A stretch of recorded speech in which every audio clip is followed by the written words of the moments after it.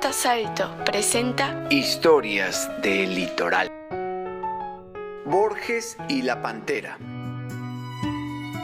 Jorge Luis Borges no fue uruguayo de milagro. Tenía abuelos orientales muy destacados por parte de madre y padre. También durante mucho tiempo se sospechó que su madre, doña Leonora Acevedo, era uruguaya. Por si faltara algo, sus padres se casaron en Argentina, pero ¿dónde creen que pasaron su luna de miel? Sí, en Uruguay, en específico en la enorme estancia San Francisco que pertenecía a su tío Francisco de Aedo en Río Negro. Al final, Borges nació en Buenos Aires el 24 de agosto de 1989, pero es posible que haya sido concebido 9 meses antes en una noche romántica a orillas del gran río que divide en dos al Uruguay. Y mejor que haya sido así, porque tener otro diferendo con los argentinos por el origen de Borges hubiera sido un verdadero quilombo. Con Gardel, declarado ciudadano tacuarembóense, ya tenemos suficiente. De cualquier modo, Borges tenía un aprecio especial por el Uruguay y los uruguayos. Con frecuencia su familia aceptaba las invitaciones a veranear de sus parientes orientales. Son memorables sus estadías en el chalet de las Nubes de Salto, en donde vivía su primo, el poeta Enrique Amorín, que era el esposo de su prima Esther Aedo, hija menor de su tío, el dueño de la estancia en Río Negro. ¿Recuerdan?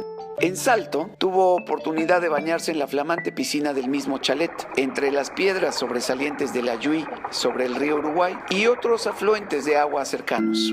Salto también le resultó propicio para la inspiración como escritor. En ese territorio firmó el ensayo La doctrina de los ciclos y el famoso cuento Tlön Uqbar Orbis Tertius, además de múltiples y variadas cartas.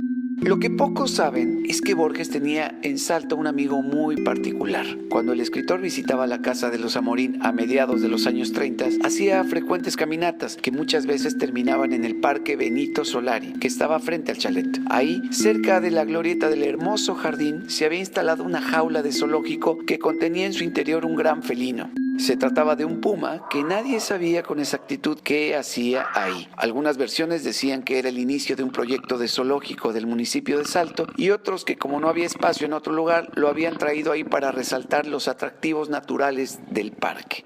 Borges pasaba un tiempo importante sentado frente a la jaula, contemplando al puma. A veces escribía alguna nota o reflexionaba sobre la metafísica de la felinidad, el valor o la fuerza animal.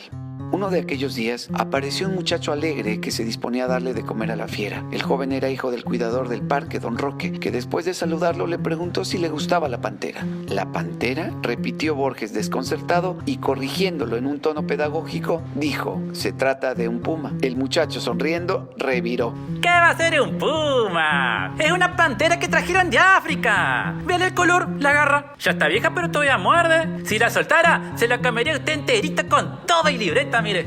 Borges, intuyendo que iba a ser inútil discutir con aquel chico de apariencia campestre, se negó a entrar en detalles. Pero apenas el muchacho se alejó para seguir haciendo sus tareas, Borges se acercó a la jaula para comprobar que no estaba equivocado. Y no, claro que no lo estaba.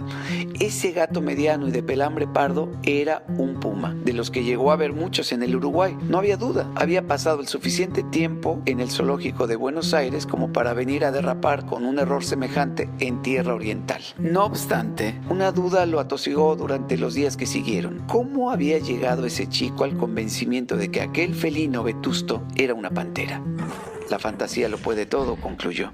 El año de 1938 fue un año especial para el poeta argentino. Terminaba enero y él había repetido verano en el chalet de Amorín. Cierta mañana, después de realizar su caminata, su prima Esther le acercó un telegrama que le apuraba a volver a Buenos Aires. Su padre, don Guillermo, se había puesto grave. Giorgi, como le llamaba Esther, dispuso todo para volver lo más pronto a la Argentina. Cuando ya estaba pronto y faltando algunas horas para irse, Borges tuvo un gesto sensiblero.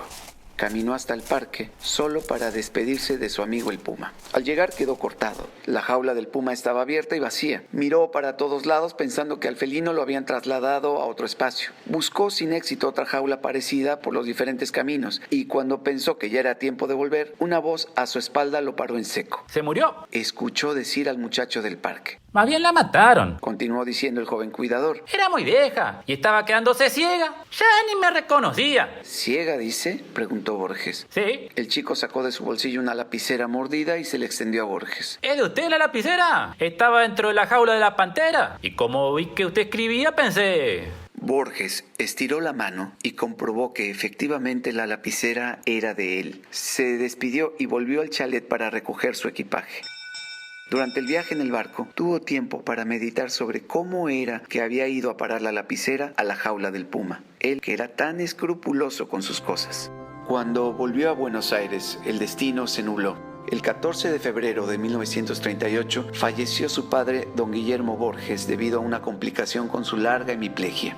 El día del entierro, a Borges le costó trabajo reconocer a algunos de los amigos y familiares que se acercaron a darle el pésame. Cuando su madre le llamó la atención por cometer semejantes impropiedades, Borges tuvo un recuerdo. A su cabeza llegó la imagen triste de aquel viejo puma salteño, que por razones misteriosas se había convertido en pantera.